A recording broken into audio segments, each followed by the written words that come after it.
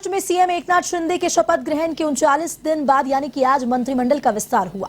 इसी दौरान मुख्यमंत्री एकनाथ शिंदे और डिप्टी सीएम फडणवीस सहित सभी नेता सदन में मौजूद रहे।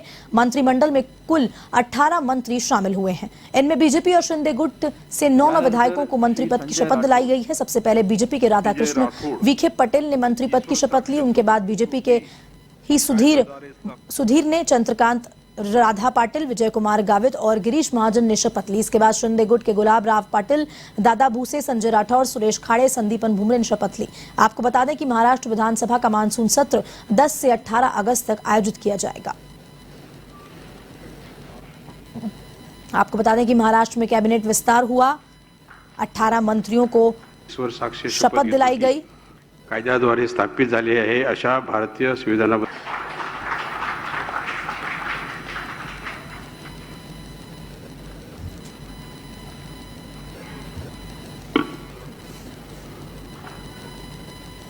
मंगल प्रभात लोढ़ा भी इस शपथ ग्रहण समारोह में शामिल रहे। उनको भी मंत्री पद की शपथ दिलाई गई।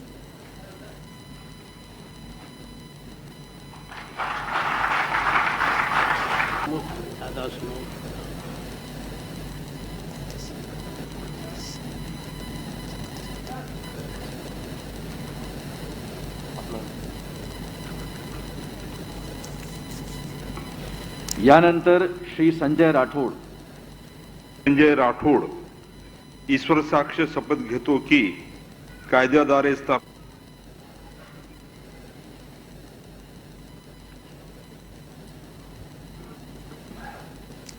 महाराष्ट्र में कैबिनेट विस्तार 39 दिन बाद आज आखिरकार हो ही गया। 18 मंत्रियों को शपथ दिलाई गई। भाजपा और शिंदे गुट से 9 विधायक मंत्री बने हैं। दोनों गुट से 9 विधायकों को चुना गया है। कायद्याद्वारे स्थापित झाले आहे अशा भारतीय संविधान मंगल प्रभात लोढ़ा हैं देश के बड़े बिल्डर, उनको भी मंत्री पद की शपथ दिलाई गई।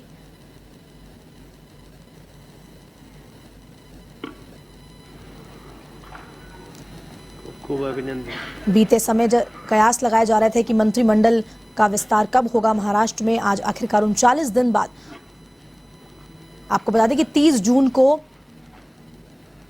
दोनों मंत्रियों ने यानी कि मुख्यमंत्री एकनाथ शिंदे ने और उप मुख्यमंत्री देवेंद्र फडणवीस ने शपथ ली थी और उसके 39 दिन बाद आज मंत्रिमंडल विस्तार हो चुका है।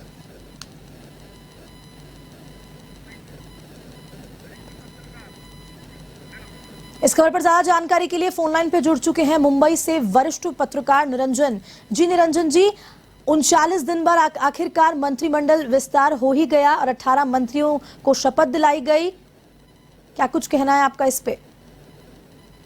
देखिए, मंत्रिमंडल आखिर बन गया जी। सरकारें जिस प्रकार से बनती हैं और बनाई जाती हैं, वो बनाने वाले किस तरह से सरकारों का निर्माण करते हैं, वो ये हम सब ने देखा है। कभी कभी ऐसा भी होता है कि मुख्यमंत्री और सारे मंत्री एक साथ भी शपथ ले लेते हैं। तो कभी ऐसा भी होता है कि हमने देख लिया लोकतंत्र में कि 40 दिन बाद भी अगर मंत्रिमंडल बने तो इस देश में कोई आवाज उठाने वाला नहीं होता। लेकिन इस सब के बावजूद राजस्थान के लिए सबसे बड़ी खुशी की बात यह है कि राजस्थान के मूल निवासी जोधपुर के रहने वाले मंगल प्रभात लोढ़ा महाराष्ट्र सरकार में मंत्री बने हैं, कैबिनेट मंत्री बने हैं। ये राजस्थान के लिए गर्व की बात है। राजस्थान के वे पिछले कुछ सालों में दूसरे मंत्री हैं। इनसे पहले राज के पुरोहित भी मंत्री रह चुके हैं सरकार में बीजेपी की।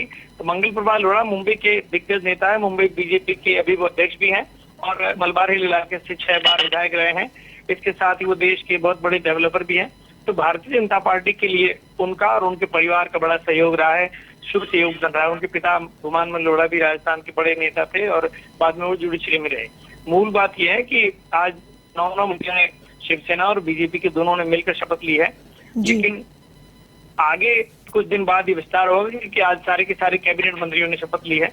और कैबिनेट मंत्रियों की शपथ लेने के पीछे ये एक राजनीतिक पेंच ये भी है कि बचे हुए लोगों के लिए अब आगे मंत्री बनने के लिए गुंजाइश रखी गई है ताकि थोड़ा और समय निकल जाए तो भी लोग सरकार के साथ बने रहे। और दोनों पार्टियां जो है उनमें बीजेपी तो खैर कोई छोड़ के जाने वाला नहीं है, लेकिन शिवसेना के बचे कुछ लोग जो इधर आए हैं उनमें से कोई वापस नहीं जाए, इसके लिए भी उनके लिए गुंजाइश बची हुई है।